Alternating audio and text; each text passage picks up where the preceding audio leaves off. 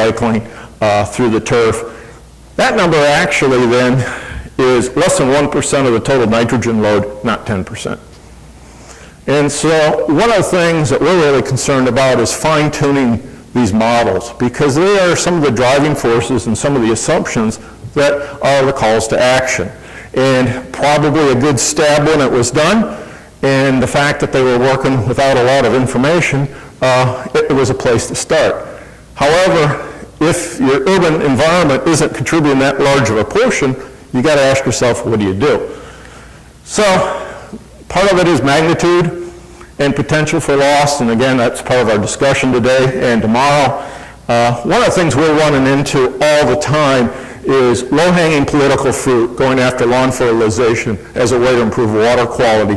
And when you start to put it in magnitude towards all these other issues, one has to wonder why people would spend as much energy after fertilizers instead of all these other areas, particularly our wastewater system.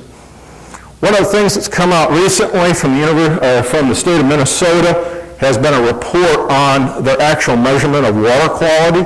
I urge you to take a look at that site, and their report, basically they said after 3 years of monitoring of their urban water areas that there has been no change in water quality as a result of phosphorus bans.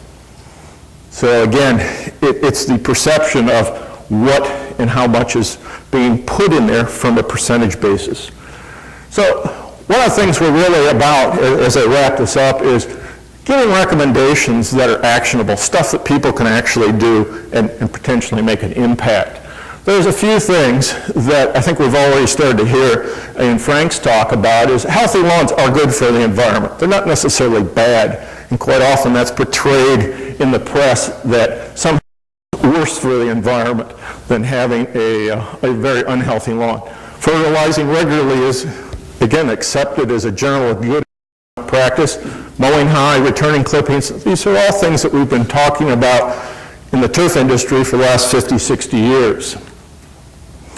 Applying fertilizers to the lawn that are actually lawn products. Again, we want to make sure that products are designed with a 5:1:2, 10:1:2 type ratios and are not the 1-to-1 ratio products.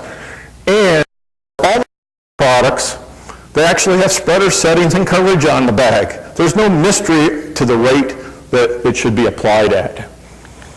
Lastly, and I think this is probably the area that homeowners can make the biggest impact on water quality, is make sure that after they apply products that they sweep it or blow it back onto the lawn if it's off target.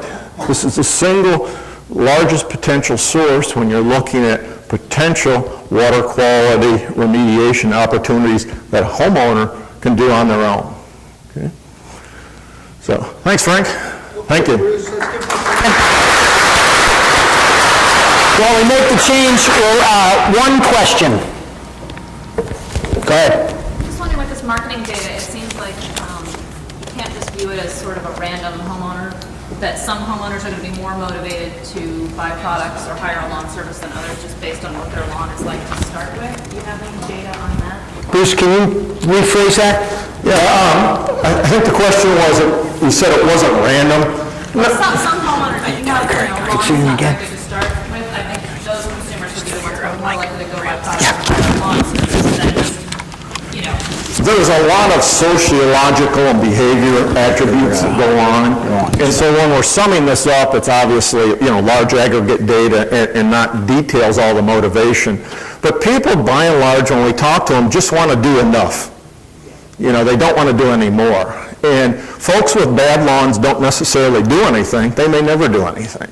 And the folks that are in the 50% category that don't do anything, we know that that category is pretty dynamic. It goes in, it flexes out, but that amount, half the homeowners don't do anything, has stayed very consistent over the last 10, 15 years that we have data.